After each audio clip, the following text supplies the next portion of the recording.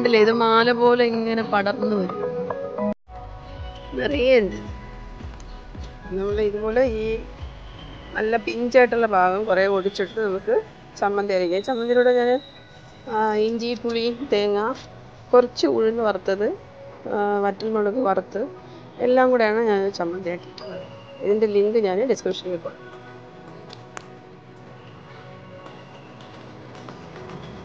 Hi friends, ഇന്ന് പുളി നടുന്നത് ഔഷധ ഗുണമുള്ള ഇരണ്ട ചെടിയുടെ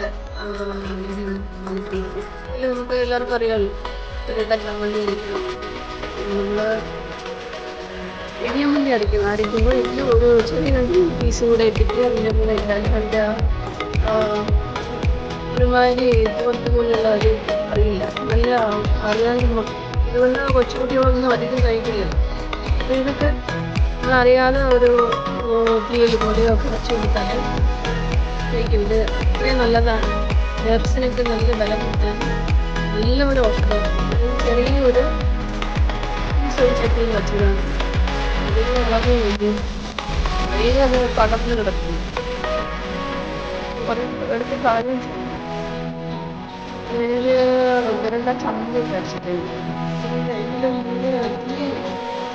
വളരെ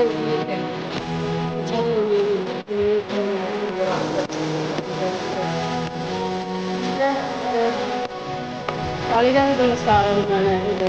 ഇതാണ് ഇതാകുമ്പോൾ അതിന് മുമ്പുപോലുള്ള കളി വരില്ല, തിരിച്ചു വരണം. ആ സ്ഥലം എടുത്താൽ ഇതുപോലെ തിക്കായിട്ടുള്ളത് എടുത്താൽ പക്ഷെ പോലെ കിട്ടുമ്പോൾ ക്ലീൻ ചെയ്തെടുക്കാനും കുറച്ച് കഷ്ടമാണ്.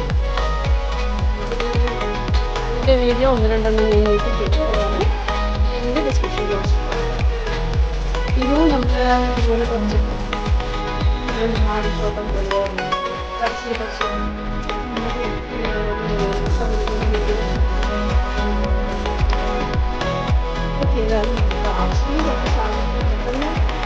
ഒരാൾ കയറുന്ന ഒരു വീഡിയോ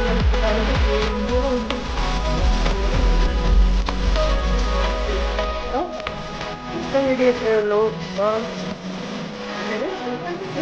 സപ്പോർട്ട് ചെയ്യുക. അടുത്ത നല്ല വീഡിയോ. ബൈ.